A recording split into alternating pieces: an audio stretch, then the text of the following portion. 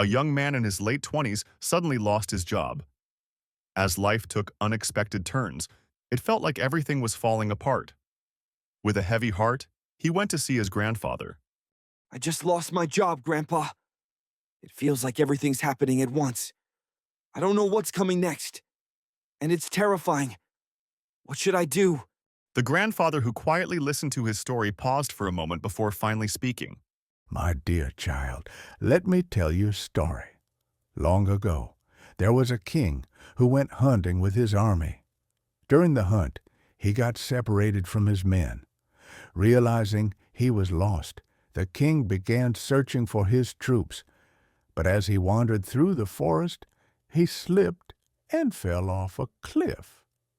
When he got up, he realized he had lost one of his fingers in the fall.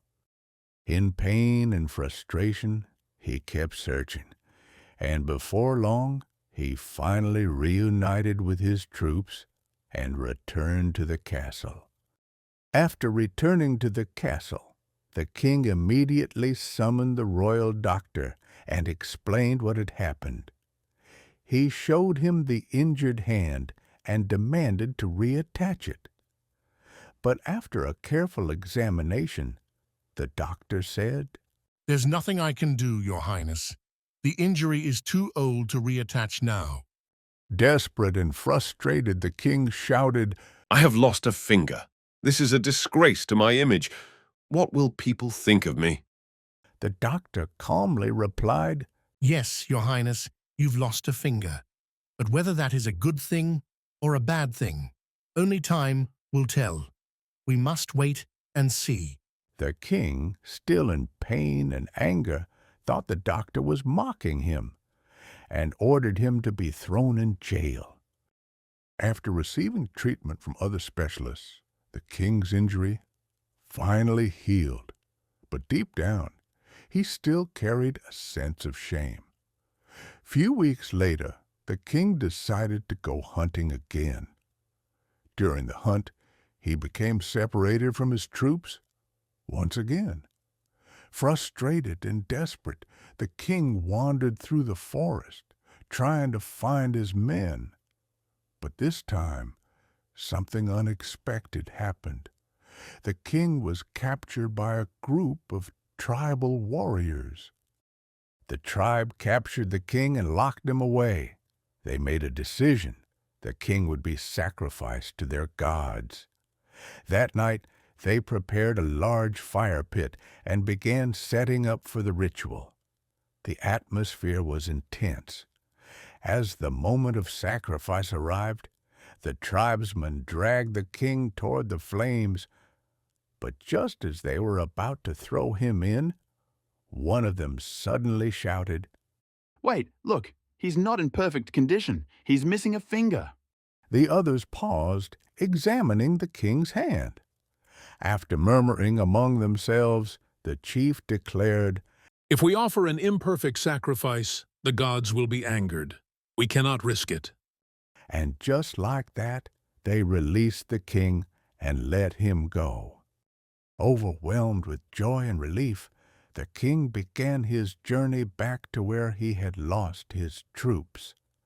Before long, he found them, and together they returned straight to the castle. Upon arriving, the king gave a direct order. Release the doctor and bring him to me immediately. When the doctor stood before him, the king recounted the entire story. How he was captured, almost sacrificed, and ultimately spared. With deep emotion, the king said, You once told me there might be good in everything. I ignored you. I threw you in prison for what I thought was carelessness. But you were right. If I hadn't lost that finger, if I were perfect, the tribe would have sacrificed me.